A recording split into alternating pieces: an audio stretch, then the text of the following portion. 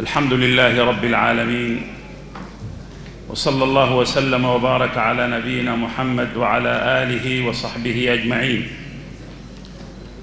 معالي البروفيسور الدكتور علي أرباش رئيس شؤون الديانة، فضيلة الأستاذ الدكتور علي القرداغي رئيس الاتحاد العالمي لعلماء المسلمين، معالي الدكتور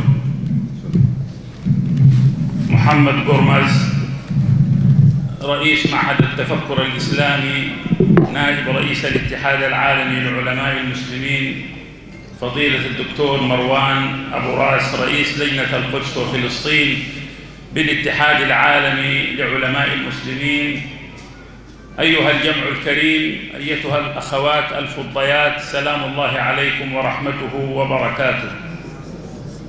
شكر الله للجنة القدس في الاتحاد العالمي لعلماء المسلمين والمؤسسات المؤازرة والمناصرة لها في انعقاد هذا الملتقى المبارك الذي نرجو أن يخرج بثمرات يانعة وقطوف دانية تنقلنا من الشجب والتنديد إلى العمل الذي يحقق المأمول في هذه المرحلة من تاريخ أمتنا.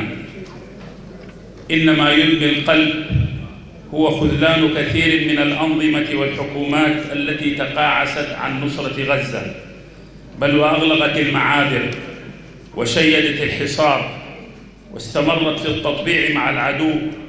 وما هو أشد مرارة تلك الأصوات الخارجة عن جوف الأمة التي تعمل على الطابور الخامس، تحمل المقاومة مسؤولية الدمار وتلتمس الأعذار للمتخاذلين وتسعى لشق الصف وتمزيق الكلمة، وهي محاولة خبيثة لتزييف الوعي الشرعي بإلباس الكيان المحتل ثوب الشرعية وتمييع باب الجهاد الذي استقر في كتبنا على مدى 14 قرناً مستندا إلى القرآن الكريم وصحيح السنة النبوية والسيرة.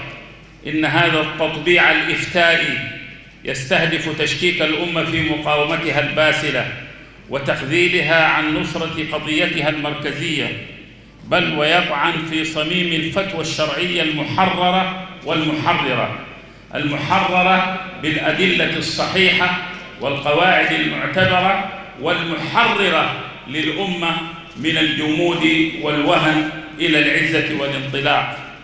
إن الفتوى المقاومة هي راية شرف الأمة، يحملها علماء صادقون يؤدون أمانة البيان فيحيون بها ضمير الأمة ويلهمونها الثبات. فعلينا أن نعمل على تعزيز هذه الفتاوى الصادقة وأن نساند أصحابها، فإن ذلك من صلب نصرة المقاومة. وواجبنا كذلك أن نكشف زيف هذه الفتاوى التطبيعية التي مهما استندت إلى قول فقهي مرجوح أو حدث تاريخي معزول فإنها باطلة تخالف روح الشرع ومقاصده وتساوم على كرامة الأمة وحقها في الدفاع عن مقدساتها. وهذا من أجل الثغور التي ينبغي أن يرابط فيها العلماء، هو العمل على تصحيح الوعي الذي يراد له أن يزيف تحت هذه الفتاوى الباطلة والانحرافات. قد قال عليه الصلاة والسلام: يحمل هذا العلم من كل خلف عدوله ينفون عنه تحريف الغالين وانتحال المبطلين وتأويل الجاهلين. وقد انطبقت هذه الصفات الثلاثة على هؤلاء الذين أرادوا أن يزيفوا وعي هذه الأمة بهذا التطبيع الإفتائي الذي هو من أشر وأخبث أنواع التطبيع في صوره وأشكاله التي نعاصرها اليوم. وشكر الله للإخوة في لجنة الاتحاد أن قاموا بهذه الفتوى المسددة في مضمونها وفي عمقها، والمطلوب أن يعملوا على تمديد هذه الفتوى وعلى تعميقها وعلى على تصحيح كذلك كل الاختلالات التي وقعت تجاه هذه القضية. من هذه الاختلالات أن هذه القضية تم التراجع فيها من كونها قضية إسلامية ترتبط بالعقيدة والمقدسات إلى صراع عربي إسرائيلي، ومن صراع عربي إسرائيلي إلى صراع فلسطين إسرائيلي، فجردوا الأمة في بعدها العقدي وجردوا كذلك امتدادها العربي لتحاصر في هذا البعد الفلسطيني الضيق. لذلك واجب العلماء في البيان أن يعيدوا لهذه الأمة ألقها وعمقها واتساعها وقدسيتها. كذلك مما وقع من التزييف في هذه القضية أن أمريكا هي راعية للسلام، أمريكا هي راعية هذا الكيان بالمال الأمريكي وبالسلاح الأمريكي وبالإعلام الأمريكي وبالفيتو الأمريكي، وبالتالي هي في خانة العدو بكل ما تحمل هذه الكلمة من معنى ومن مدلول. والمواجهة للعدو ينبغي أن يتصدر في جملتها وعلى رأسها المواجهة لهذا الكيان المجرم الداعم لهذا العدو بكل صوره وأشكاله.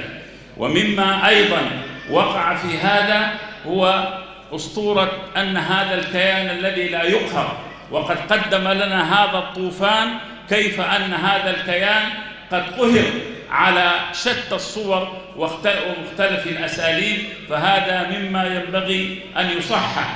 غزينا 9 حملات صليبية حتى قال الناس إن الصليبيين قوة لا تقهر، فقيض الله عماد الدين زنكي ونور الدين محمود الشهيد وصلاح الدين الأيوبي فدحروا الصليبيين لا يلوون على شيء. وقال الناس إن التتار عام 656 حين دخلوا دار السلام واسودت مياه دجلة من مدار الكتب إن التتار قوة لا تقهر، فقيض الله سلطان المماليك سيف الدين قطز وجمع الأمة على كلمة التوحيد وتوحيد الكلمة، ودحر بعد عامين سنة 658 هؤلاء التتار لا يلون على شيء. وكذلك قال الناس إن الصهاينة قوة لا تقهر، فقيض الله هذا الطوفان الذي زلزل الأرض من تحت أقدامهم. وهذا مما يبعث الثقة في الأمة. إن الواجب على العلماء ليس فقط التوعية بصحيح المواقف، وإنما التعبئة بتحريك حالة النفير العام في الأمة المجدد لطاقتها، ووضع كذلك هذه الأنظمة المتخاذلة المتباطئة المتواطئة في صورة بيان الحكم الشرعي الواجب الذي يستنفر طاقة هذه الأمة وقوتها الحية. وشكر الله لأخينا الحبيب معالي الدكتور قرماز الذي ذكر كذلك تركيا العزيزة بالواجب، والواجب كذلك على هذه الأمة الإسلامية بكل أطرافها أن تقوم بما أوجب الله تعالى عليها من تحقيق النصرة في موطن تحب أن تنصر فيه. فالمقام مقام عمل، والمقام مقام تفعيل لطاقات الأمة كلها، الطاقات المادية والطاقات المعنوية، حتى نؤدي الواجب الذي علينا. إن طوفان الأقصى قال لنا بملء فيه لا يأس ولا إحباط ولا قنوط، وإن تكن الأيام فينا تبدلت ببؤسى ونعمة والحوادث تفعل، فما لينت منا قناة صليبة ولا ذللتنا للتي ليس تجمل، ولكن رحلناها نفوسا كريمة تحمل ما لا يستطاع فتحمل، وقينا بحسن الصبر منا نفوسنا فصحت لنا الأعراض، والناس هزلوا دم المصلين في المحراب ينهمر، والمستغيثون لا رجع ولا أثر. وغزة تسائل هذا الليل حائرة، ونحن بالقولة النكراء نعتذر، هل جهزت في حياض النيل ألوية؟ هل في العراق ونجد جلجل الغير؟ هل أكشت في بيوت الله عاكفة كل القبائل والأحياء والأسر؟ هل قام بليون مهدي لنصرتها؟ هل صامت الناس؟ هل أوضى بها الضجر؟